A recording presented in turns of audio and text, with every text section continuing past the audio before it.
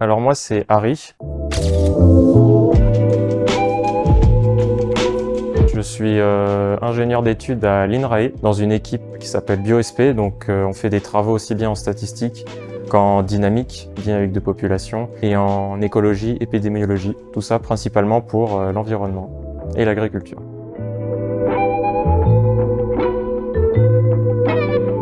Dès que j'ai vu l'annonce Grayscott avec les webinaires tous les jeudis, au début je m'étais dit je vais que suivre les webinaires pour essayer de voir, pour prendre un peu la température, et puis j'ai vu qu'on allait voir quand même pas mal de choses vraiment intéressantes, et donc c'est là par la suite que du coup j'ai décidé de m'inscrire à cette école. Je rentre tout juste dans le monde du travail, et je m'étais dit qu'avoir une autre vision plutôt que le parcours scolaire pour avoir une certaine rigueur de travail, de programmation, connaissances technologiques aussi, c'était vraiment plus ce côté-là que j'ai trouvé intéressant.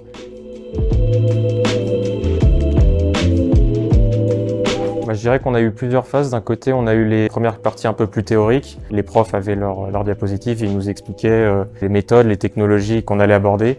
Et ensuite, une deuxième partie plutôt TP où là, du coup, on pratiquait. On était chacun avec nos ordinateurs. On avait accès aux serveurs de calcul. Donc ça permettait pour certains qui n'avaient pas forcément des PC assez puissants de pouvoir faire les calculs là-bas, ou bien même ceux qui n'avaient pas de GPU, de pouvoir utiliser différentes technologies sur Must.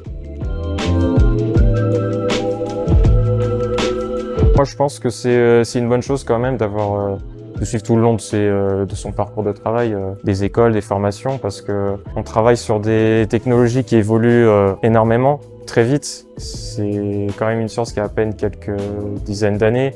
Puis là, du coup, tout change assez vite, très très vite. Donc ouais, c'est important de se tenir au courant de ce qui se fait, ce qui se fait pas aujourd'hui, ce qui va peut-être se faire plus tard. Pourquoi? Pour pouvoir ensuite au mieux anticiper le futur.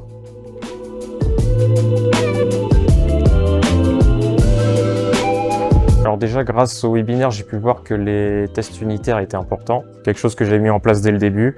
Et puis ensuite, je dirais tout ce qui existe pour profiler le code, regarder tous les accès mémoire, et ensuite pouvoir aussi se focus sur qu'est-ce qui est important d'optimiser dans un code. Souvent on dit voilà, c'est que le calcul, donc je vais optimiser, je vais faire ça. Ah non, en fait il y a aussi l'accès mémoire. Ah non, aussi il y a encore autre chose.